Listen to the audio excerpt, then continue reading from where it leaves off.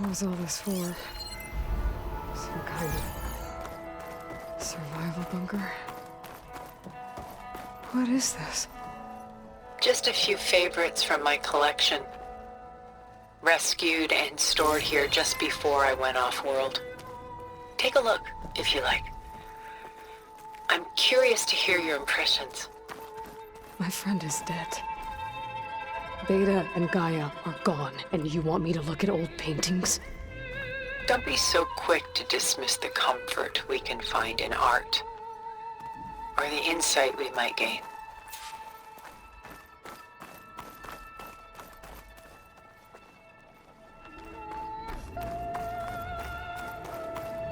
My favorite pairing on the left is Woman Reading a Letter by Vermeer, a true master.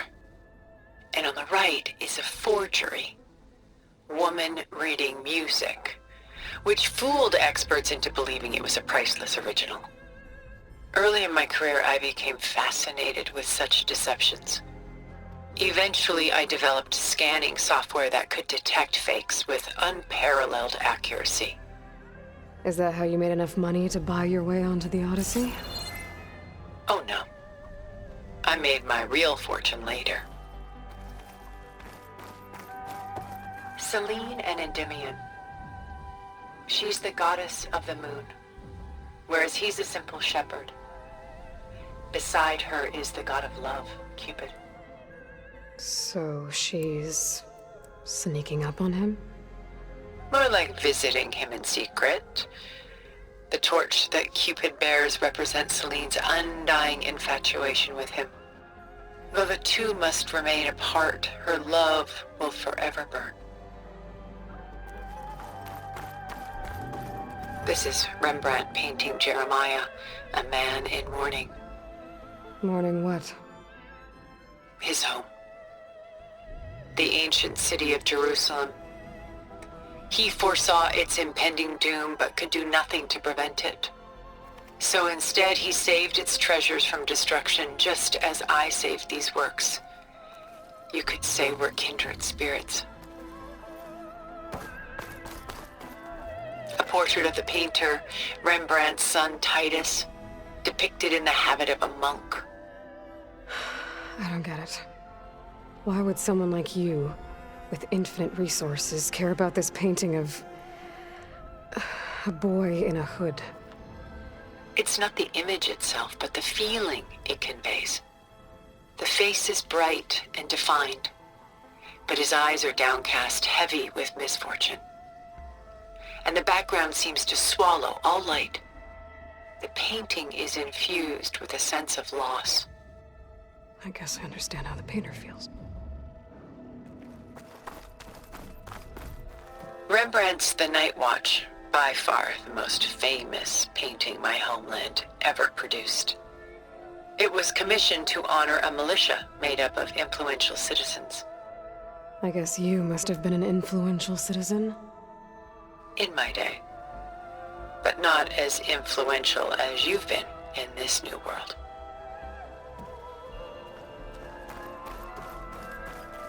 The Gust, by Willem van de Velde, the most famous of his many maritime paintings. A ship crossing into the unknown. I guess you're familiar with that. Indeed, which is why I appreciate this composition in particular. Though waves and wind threaten to destroy the ship, it perseveres, clinging to the light even as darkness closes in all around it.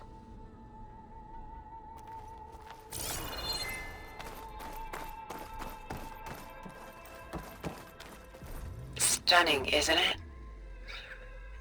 Paintings were the only masterpieces of my people's golden age. This is Van Vianen's Lidded Ewer, molded from a single sheet of silver. What was it for? How like Elizabeth you are. Function over form. Its practical purpose was less important than its meaning. Van Vianen created it in honor of his late brother, who himself was a famous silversmith. A memorial? Yes. Such beauty from sorrow. A lot of weight on his shoulders. I know the feeling. She's pulling out her own hair. Out of madness, out of grief. It's hard to watch her suffer. Done so soon? I've got more important things to worry about. We both do. There is much we are trying to save. Not the least of which is in that vault. There's nothing wrong with savoring such treasures for a moment more.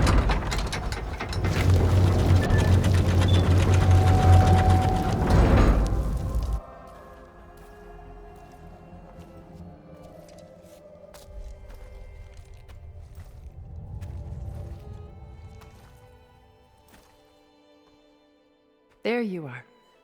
Feeling better? How did you find us? At the Cauldron? And what did you do to everyone right before I passed out? All business, I see. Well, suffice it to say we were keeping a very close eye on Hephaestus, knowing we would need it at some point. Your ruse didn't fool us, and as for my little trick, it was an overload of the senses, accompanied by an energy discharge. Gerard and Eric were only momentarily disoriented due to their shields, but it rendered you unconscious while I got you out. Perhaps some breakfast might steady you a bit?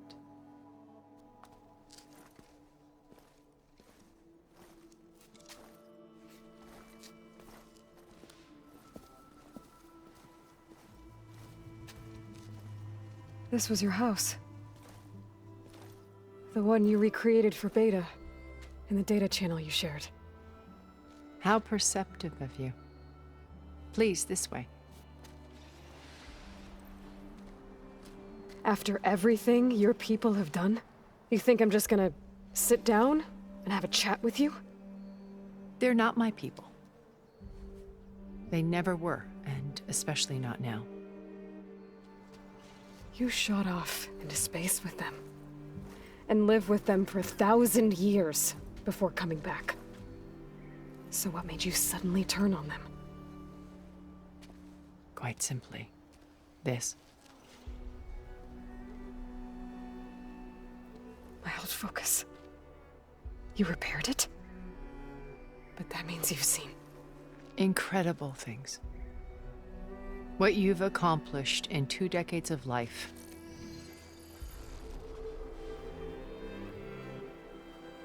A 1,000 years at my back, and I haven't even come close.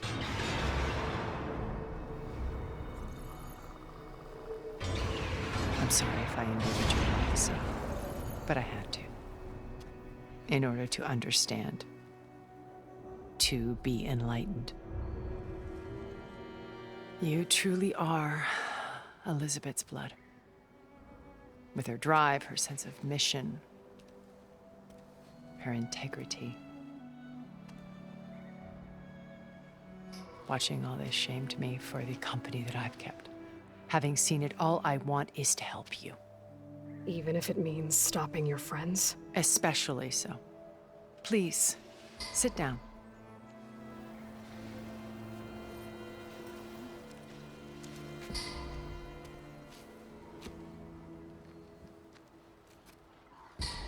There.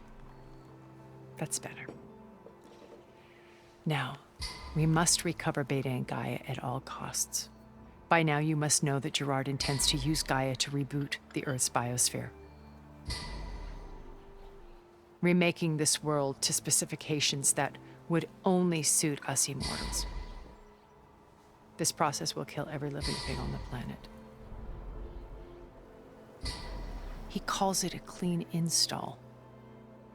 Not if I stop him first. Not if we do. And once he and the others are gone, we can work together to fulfill Elizabeth's dream. I'm sure Beta told you that there's a build of the Apollo database on board our ship. A complete collection of human knowledge. With that and Gaia, we could do everything Elizabeth wanted. Heal the biosphere, educate the people of this world, uplift them. create the world she imagined. Let's not get ahead of ourselves. From what I've seen, your friends are invincible. I do wish you would stop calling them my friends. And they're not invincible. In fact, a friend of yours has found a way to defeat them. Silence. Oh, he's been a busy bee, building an army powerful enough to crash through Gerard's precious base. Yeah. Regala and her rebels. Even now, she's preparing a final march on the Tenakth capital. When she wins, she'll have the entire tribe under her control. Hundreds of warriors and machines to throw at the base. She's been duped. They'll all perish, of course. But it should be enough to break Gerard's defenses and allow Silence to kill him. Along with all the others. Using the new weapon he's developed. Yes, he's found a way to circumvent our shields. Truly an exceptional man. He's planned for everything. Except you and me. You see, while his army is battering down Gerard's doors, you and I will sneak in through a back way. One that only I know about. While Silence and my friends are busy battling each other, we'll take back Beta and Gaia. I told you I want to help you. I mean it.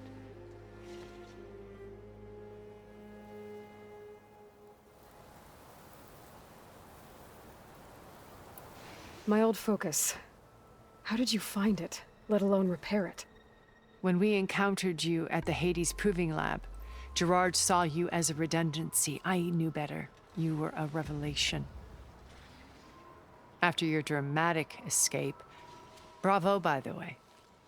Gerard and Eric assumed you were dead and gave up the hunt. I wasn't so sure. When the others were busy, I returned to the lab and searched for any trace of you. That's when I found this little treasure. Not easy to repair, but certainly worth the effort. As I watched your life unfold, you were like a splash of color on a worn canvas. What Liz was, and more. Did you show it to the others? Of course not. It was your actions that inspired me to defy them. It's worth noting that if I hadn't found it and watched its contents, I wouldn't have known to save you at the cauldron. You'd be dead. So I should be grateful? If you like.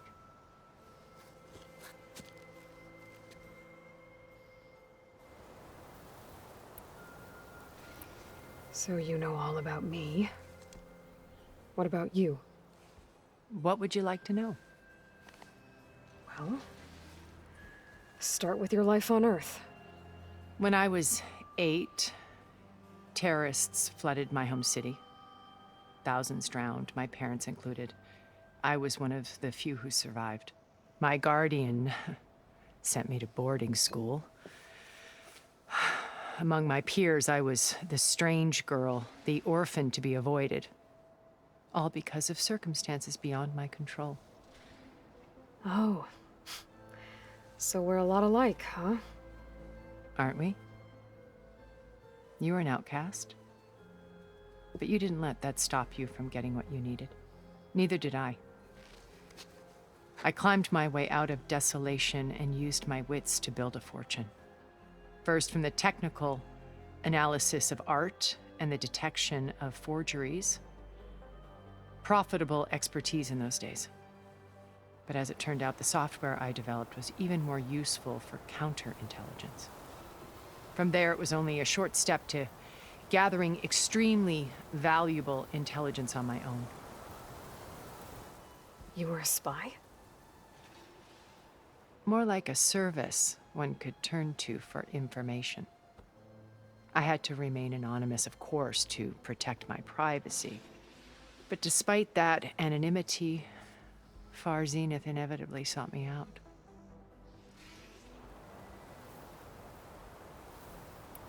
What happened when Far Zenith approached you?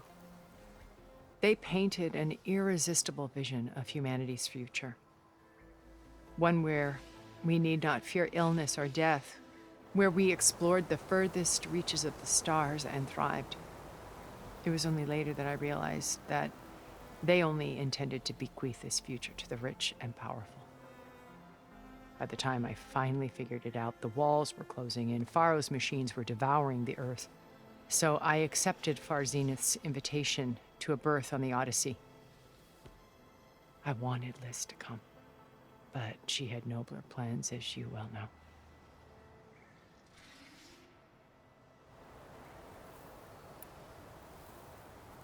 So you didn't know the other Zeniths were monsters until it was too late?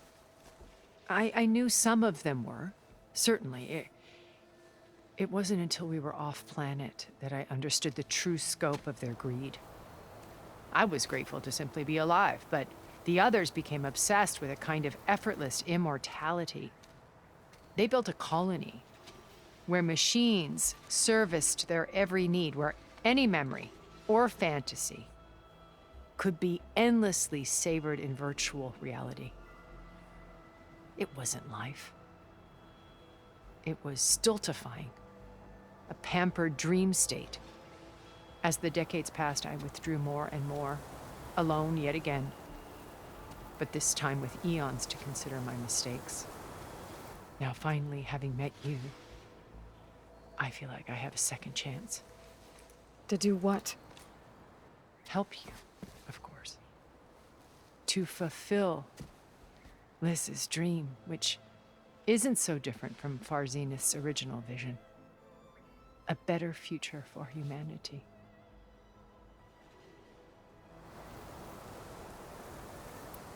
You said Beta is not in urgent danger, so what are the Zeniths doing to her? Putting her to work.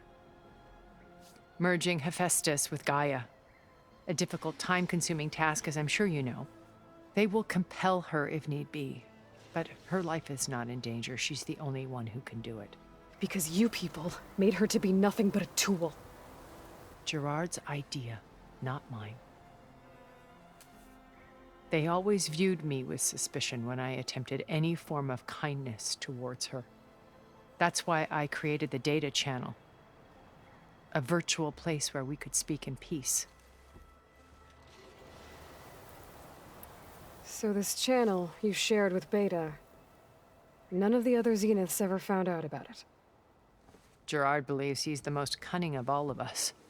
Even after 1,000 years, he still can't imagine that I would outwit him. The channel allowed me to interact with Beta away from their mistrustful eyes. It offered us a chance to be ourselves. Until you cut off all contact. Yes, though it pained me. I was worried that our meetings would do her more harm than good. Well, she felt like you tossed her aside. I was afraid the others would find out and punish her. She may not have had the comforts of friendship anymore, but at least I ensured she was safe. I know it seems harsh, but you must believe that her well-being has always been paramount to me. Why did you make the data channel look like this place? I built this house as a shelter to weather any storm. A safe place. Not just for me, but for the art stored below. Cultural artifacts of incalculable value. Truly some of the greatest achievements of human civilization. And you wanted Beta to see them? Yes. Her upbringing was so cold and technical. I thought if she could experience Vermeer and Rembrandt, it would bring something else into her life. A heritage every bit as valuable as the scientific and technical data being drummed into her. I'm sorry I had to cut off contact, but I'll never regret sharing this house with her. She needed its shelter even more than I did.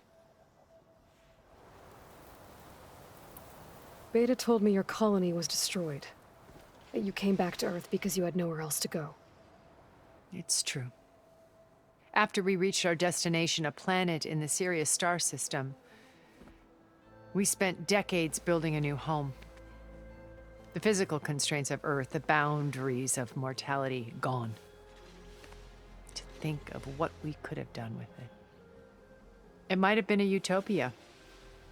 Instead, we stagnated, absorbed in effortless comforts and virtual realities.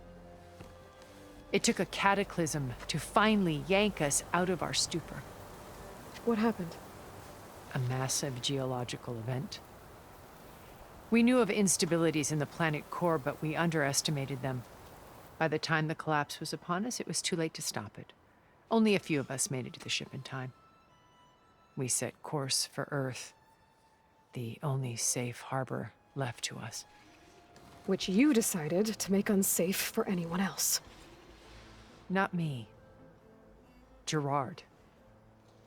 He believes it's better to wipe the canvas clean than work around the smudges. No more primitive tribes, no more combat machines, only a blank slate to do with as he pleases. But we will stop him. All we have to do is get into that base. What exactly is your plan to sneak into the Zenith base? We will make use of a lesson I learned from an early age. Always know your exits. In this case, a place where Gerard's new construction meets the ancient foundation, a passage that only I can access. When Sylens flings his army at the base, we will enter through this back door, bypassing most of the fighting. The distraction will provide us with a window in which to rescue Beta and Gaia. Once we're inside the base, where will we find Beta and Gaia? Here in the command center. By then, Gaia will have been reunited with all of its subordinate functions, including Hephaestus. What about the alpha build of Apollo on your ship? A simple matter of recovery once the others have been dealt with. With that in hand, we'll have everything we need to make this world as it should be. How do you know about Sylens' plan? He isn't the only one adept at spyware. You hacked his focus? No, he's too careful for that. But his subordinates? Not so much. He gave additional focuses to the tribals he branded the Sons of Prometheus. The ones working with Regalla. By tapping their focuses, I learned about most of his dealings. The distribution of override technology, the arming of Tanakh rebels, and the secret pact with Regalla to attack Gerard's base. But how did he come up with a weapon that can take down your shields? That's the one thing I haven't been able to figure out, but however he did it, I'm quite certain it will work. With it and the Tanakh army, victory seems to be within his grasp. Such a shame he'll be disappointed. Regalla's only interested in killing Hekarro and waging war on the Karja. What does she have to gain by attacking Zenith? It's the price she must pay for her war. Without the ability to override machines, her little rebellion would have languished in the desert. So she trades with the Sons of Prometheus. Machines to help her overthrow Hekarro. In exchange for an assault on the base. Pride has deluded her into thinking she can actually survive such a battle. And all without ever knowing who the Sons of Prometheus really answer to. Yet for all of Sylens' brilliance, still he underestimates you. That blind spot is what will allow us to take Beta and Gaia right out from under him. While hundreds of Tanakh are cut down outside. So you knew Elizabeth. What was she like? Liz was everything she was. I see in you. And more. Your ingenuity, your determination, your moral compass. You've managed to distill her greatest qualities and make them your own. I'm not asking about me. Tell me about Elizabeth. What was she really like? The honest answer is that I don't actually know. For all the time that I spent with her, she always kept a part of herself locked away. It was like that from the moment we met. So when you met Elizabeth, she was what? Distant? Aloof? Not aloof. Not exactly. It was a summit in Paris about machine learning. A touchy subject in those days. because regulatory authorities were just starting to clamp down on AIs. Liz gave the keynote address. She had already achieved great renown for her work in automated environmental reclamation. But in her address, she was just starting to imagine the next step. An AI-driven system that wouldn't just act on its programming, but actually take responsibility for its sphere of influence. To care about life. Not just follow orders. Revolutionary stuff. I was fascinated. And I wanted to meet her for a long time. I watched her after her talk. She had spoken with such moral authority, such empathy. But after that, she retreated. I could tell she felt uncomfortable with all of her admirers. It was as if giving the talk had cost her something. I didn't want to be a pest, so I planned my approach carefully. So how did you finally approach Elizabeth after her talk? I picked the right moment. The morning of the next day, right as she came back to the conference, she had just had her coffee. She was fresh, rested. It was like she had braced herself for the onslaught of colleagues.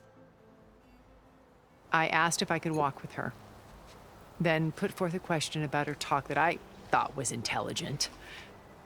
Her answer made me realize it wasn't, but she was very welcoming. Almost as if we were previously acquainted. It was only halfway through the conversation that I realized she knew exactly who I was. It was quite a shock to me. My business was trafficking in secrets, and I took great pains to protect my anonymity. So that was Liz, perpetually one step ahead. I came to view our meeting as a metaphor for our friendship. She always seemed to know me far better than I knew her. I guess I know the feeling.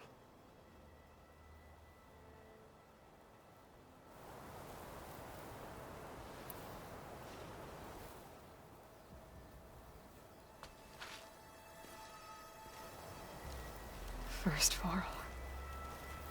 Now Hekarro and the Tenakth. Your plan would wipe out an entire tribe. There has to be another way. We are in an admittedly desperate situation, but I assure you there isn't. Remember Zero Dawn. Elizabeth's sacrifice. Sometimes many have to die for a new world to grow.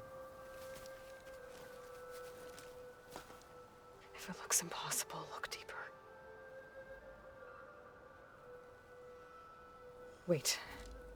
The data channel. It still exists, doesn't it? I need you to open it. Let me talk to Beta. Impossible. We might be detected. It's worth the risk. There is another way, one where the Tenakth survive. But we won't. If the others... If you want to help, open it.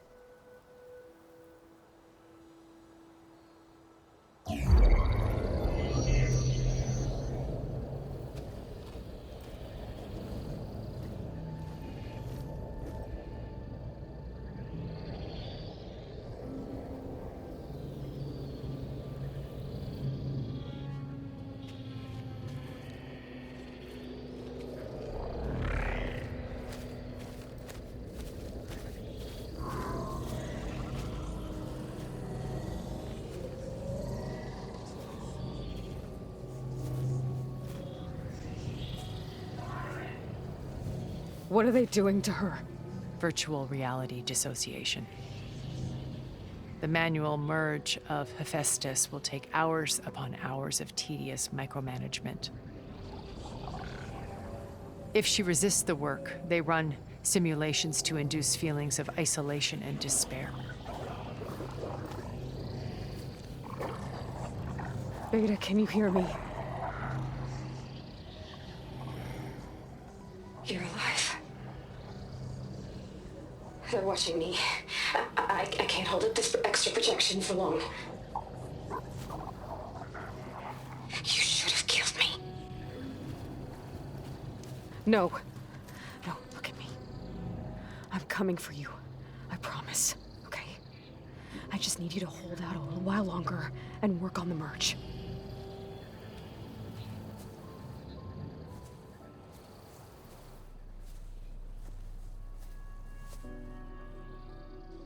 Then I think it can be done. I'll contact again when it's time. Can you hold on? As long as I know you're coming for me, I can endure anything.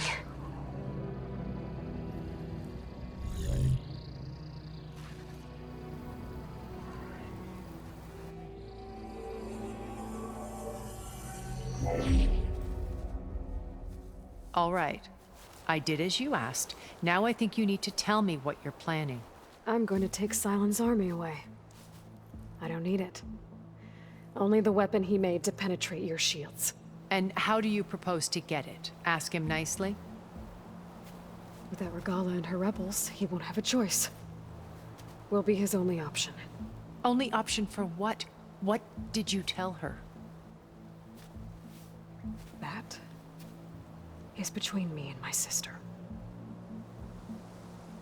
Will be Sylens' only option for crashing that base. I'll tell you the rest later. But first, there are a couple of things I have to do. Oh. And what are those? Lay my friend to rest. And then I'm going to use the override that Beta gave me at Gemini to put an end to Regala's rebellion. From the air. Wait. Since you insist on doing things your way, I know of something that will truly help you make a grand entrance with the Tenakth. The ancient Horus Titans still possess electromagnetic energy cells as part of their arsenal. Drop one of those on Regala's army and they'll receive quite a surprise.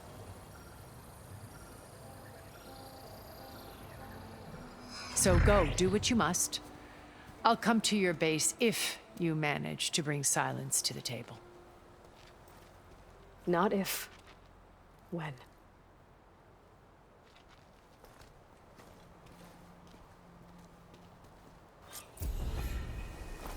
Erend, are you there? Aloy! Aloy, is that really you? Yeah, it's me. Where's everyone else? We're all... We're back at base. What happened? It might be easier to explain in person. I'll try to join you there when I can. Okay. We'll wait here for you. It's good to hear your voice, Aloy.